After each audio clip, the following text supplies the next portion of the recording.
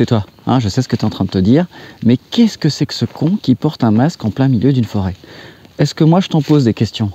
Je sais, c'est à la mode, un certain Manu M a décidé d'emmerder une partie des Français, mais moi personnellement je respecte les gestes barrières.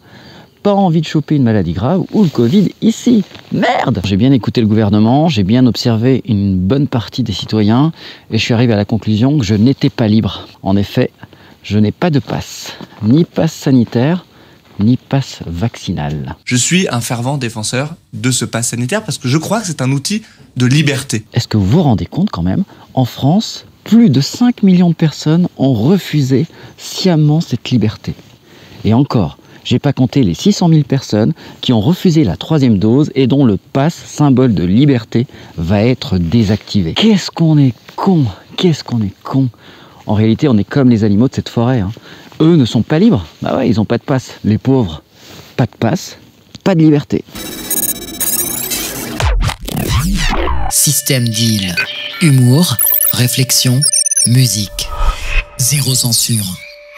Est-ce que la liberté, c'est de vivre sans contrainte et de faire ce qu'on veut quand on veut? De toute façon, quelles que soient nos actions, nous sommes forcément conditionnés et influencés par nos parents, la société, la religion, la musique, le cinéma, nos potes, les jeux vidéo. Bien sûr, être totalement libre, c'est une utopie. Même lorsqu'on réussit à s'affranchir de l'autorité d'un parent, d'un état, d'un employeur, on a quand même forcément des contraintes individuelles. Par exemple, pour manger, il faut aller chercher des aliments, il faut les éplucher, les découper, les cuisiner, prendre une fourchette, mâcher, puis éventuellement faire la vaisselle. Et puis, on recommence tout plusieurs fois par jour. C'est chiant parce que ça empiète sur notre liberté de ne rien vouloir faire. Est-ce que se sentir libre, ça ne serait pas ça la vraie liberté? Et ceci, quel que soit le lieu ou l'activité. Je me sens libre, donc je suis libre. Je pense librement, sans contrainte, je ferme les yeux, je voyage dans ma tête. Oh, je vois des lutins masqués qui volent et qui vaccinent des princesses toutes nues. Non, excusez-moi, j'ai fait une overdose de BFM. On peut voyager sans se droguer, je le rappelle au passage. Non, je vais me ressaisir, je divague. Pour être libre, il me faut un pass sanitaire ou un pass vaccinal. Être libre aujourd'hui, c'est manger une pizza surgelée au restaurant, boire un mauvais café en terrasse sous la pluie, regarder un mauvais film américain au cinéma pour 10 €, aller en vacances dans un camping bruyant, prendre l'avion pour rester ensuite enfermé dans un hôtel à l'étranger toute la journée, aller à un rendez-vous médical à l'hôpital en présentant son QR code à un vigile qui aime faire du zèle, danser en boîte de nuit avec une majorité d'alcooliques. Ah non, ça, on peut plus, on n'a plus le droit. Trop risqué, il y a Omicron. Avec son pass, on peut également voir des artistes engagés en spectacle. Ils sont surtout engagés pour ne pas s'engager en réalité.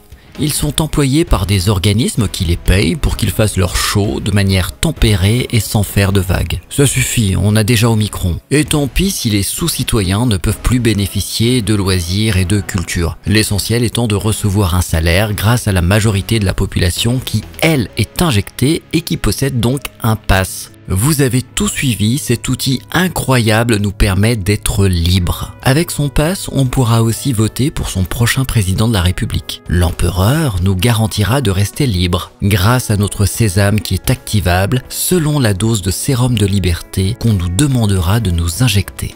De toute façon, on n'a pas le choix. Qu'est-ce que tu veux qu'on fasse d'autre? Pas de pass, pas de vote. Ah oui, j'oubliais. Avec son pass, on peut aussi aller au zoo, voir des animaux enfermés dans des cages. Ceux-ci ne le savent pas, mais en réalité, ils sont libres par ruissellement. En effet, le zoo étant soumis au pass, il bénéficie en partie de notre liberté de manière indirecte. Contrairement aux animaux sauvages qu'on trouve dans les forêts ou autres savanes, qui eux n'ont toujours pas opté pour le pass. Je le rappelle, ce formidable outil de liberté. Je viens de démontrer la théorie de l'évolution. Les animaux n'ont pas la chance d'avoir un pass et ne sont par conséquent pas libres. On peut donc les asservir et les exploiter sans aucun respect. C'est vrai que c'est déjà ce qu'on fait, je vous l'accorde, mais bon, on a une vraie excuse maintenant. Ils se privent d'un truc de dingue. Vivre sans QR code, mais c'est fou en 2022. Les animaux domestiques effleurent cette liberté, sauf lorsqu'ils sont adoptés par des antivax complotistes. Malgré la laisse apparente, ils goûtent aux joies du QR code en accompagnant leur maître au zoo, par exemple. Des animaux libres grâce au QR code se rencontrent dans un seul et même lieu soumis au pass. Vive l'évolution. Malgré la laisse, les injonctions ou les barreaux, ils goûtent eux aussi au progrès et à la joie d'être libres. Le présent et l'avenir qu'on nous promet, c'est une liberté conditionnée à un pass. Un pass pour les loisirs, un pass pour le travail, un pass pour exercer ses droits de citoyen et éviter de devenir un sous-citoyen de manière définitive. Quel est donc le bon choix ? Faire le pass et se croire libre dans le cadre défini par l'état d'urgence permanent, ou faire l'impasse sur ce pass et être libre de ne pas opter pour ce système où le semblant de liberté n'est qu'éphémère et renouvelable tous les 3 mois. Novak Djokovic est un bel exemple récent. Il a choisi librement les contraintes et le risque d'être privé de sa passion et a été inflexible sur son choix libre et éclairé de refuser l'injection. Et tout ça pourquoi ? Pour rester en accord avec ses convictions. Il s'est assis sur une possible gloire sportive immense. Il aurait détrôné ses concurrents Nadal et Federer en gagnant l'Open d'Australie. Pour arriver au statut de sportif exceptionnel et rester au top, un sportif de haut niveau fournit un travail de longue haleine et fait de nombreux sacrifices. Novak Djokovic ne gagnera pas ce grand chelem, mais il a gagné plus que ça. Novak Djokovic a refusé le chantage, il a choisi la liberté. Système Deal. Humour, réflexion, musique. Zéro censure.